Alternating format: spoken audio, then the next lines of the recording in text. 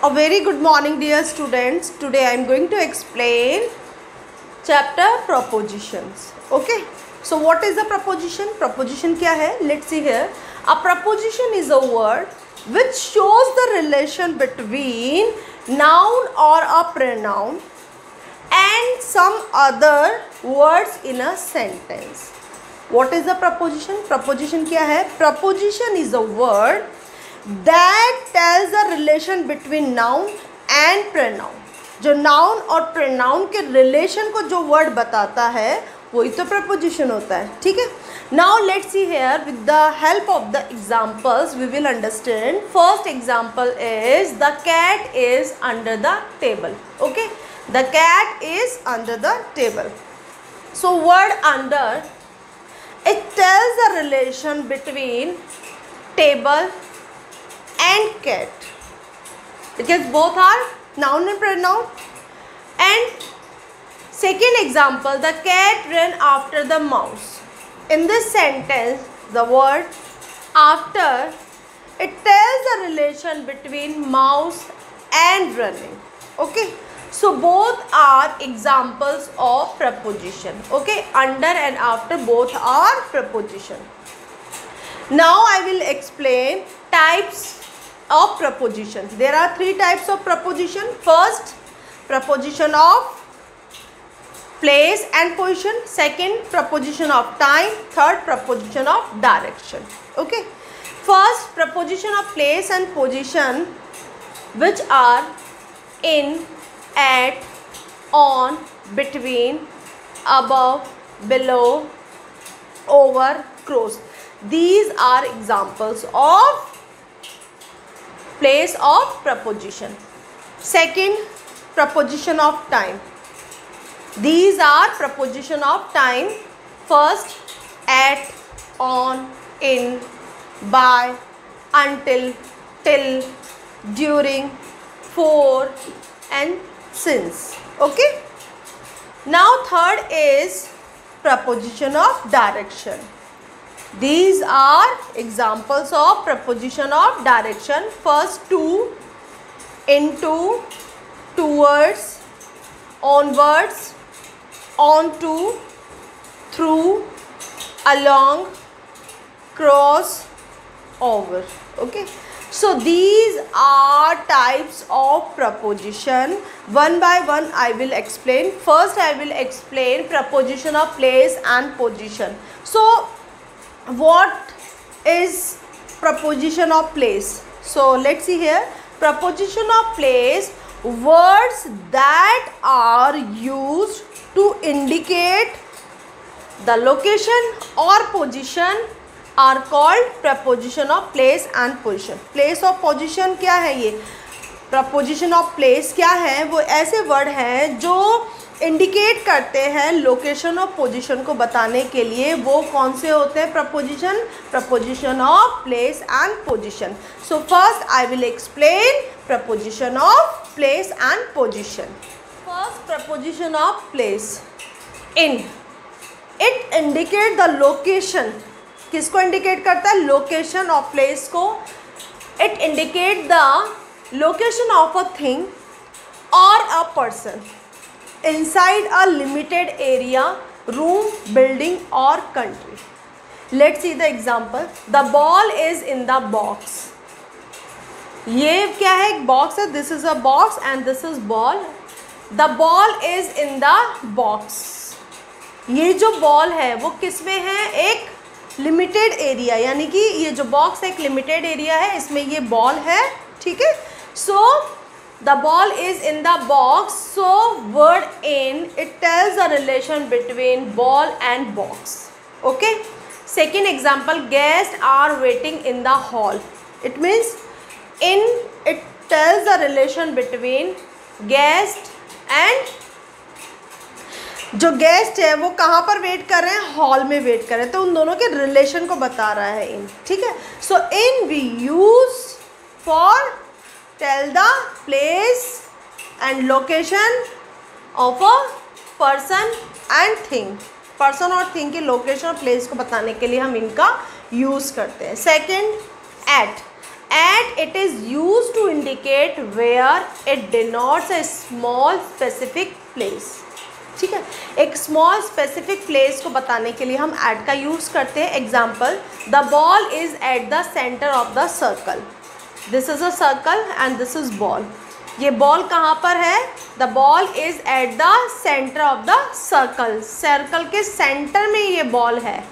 ठीक है, it means एक स्पेसिफिक एरिया को बताने के लिए हम इसका यूज़ करते हैं, एट का यूज़ करते हैं. Okay, second example, I will meet you at the shop. It means आप किसी से मिलोगे शॉप पर, यानी कि आप एक स्पेसिफिक प्लेस, एक स्मॉल स्पेसिफिक प्लेस. शॉप क्या है? एक स्मॉल स्पेसिफिक प्लेस है जहाँ पर आप किसी से मिलोगे. तो हम एट का यूज़ कब करते हैं? We use at for a small specific place. Okay, now third is on. It indicates the position of something on a surface.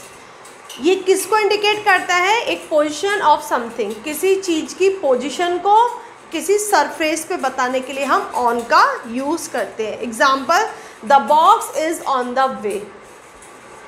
Second, the box is on the table.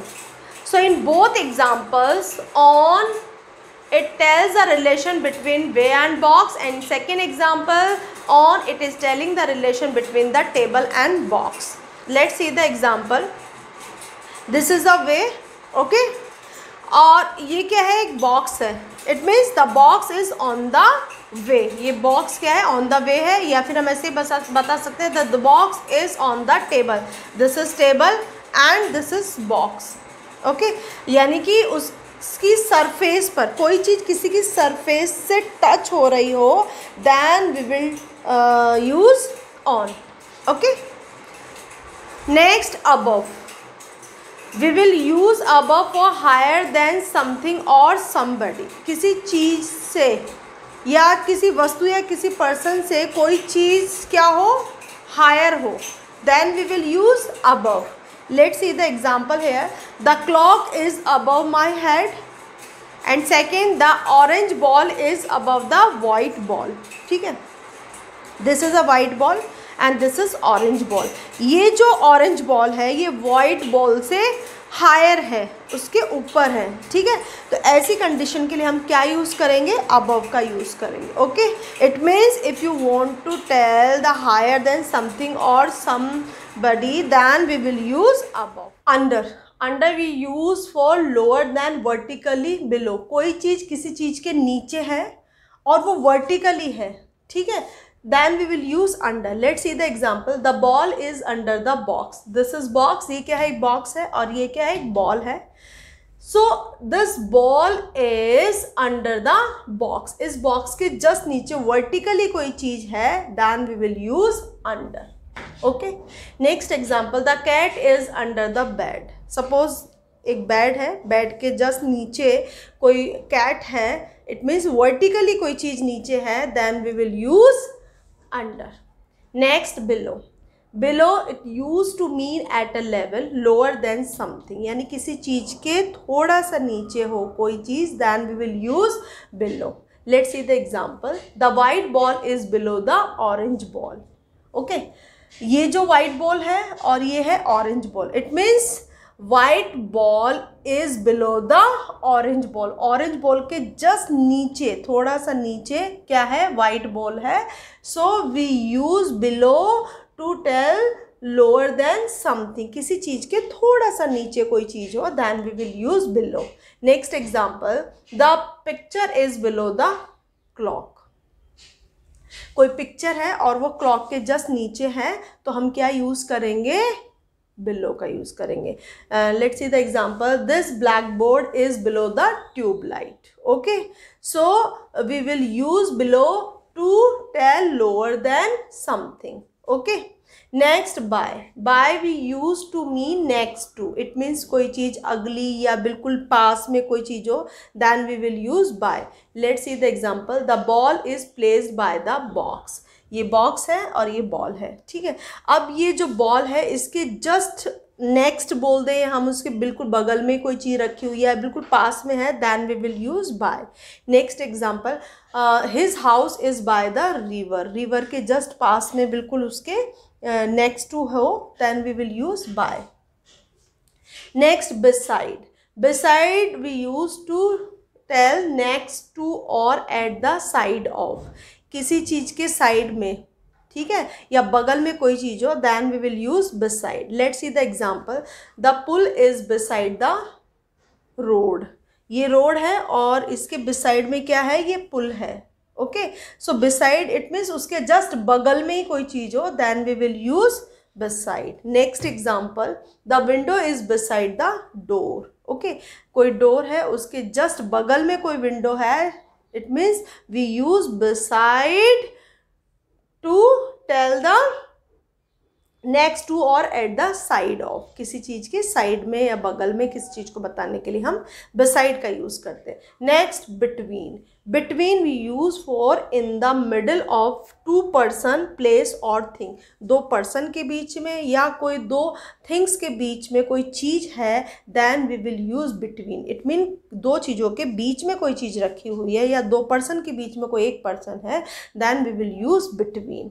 Let's see the example, the ball is between the two boxes, यहाँ पर to box है ये, okay, ये क्या है, to box, और to box के बीच में ये क्या है, एक बॉल रखी हुई है। Okay, so we will use between to tell the thing, किसी चीज़ को बताने के लिए, पर्सन को बताने के लिए। अगर दो चीज़ों के बीच में कोई चीज़ है, then we will use between। Okay, अगर मैं किसी पर्सन के लिए भी यूज़ कर सकती हूँ, like Meenal she is sitting between Rahul and Ayush. Okay, तो दो जनों के बीच में कोई चीज़ है, वो पर्सन भी हो सकता है और थिंग भी हो सकती है, ठीक है। So next example, the girl standing between the two boys in their sister, जो एक गर्ल है वो दो बॉयज़ के बीच में खड़ी हुई है।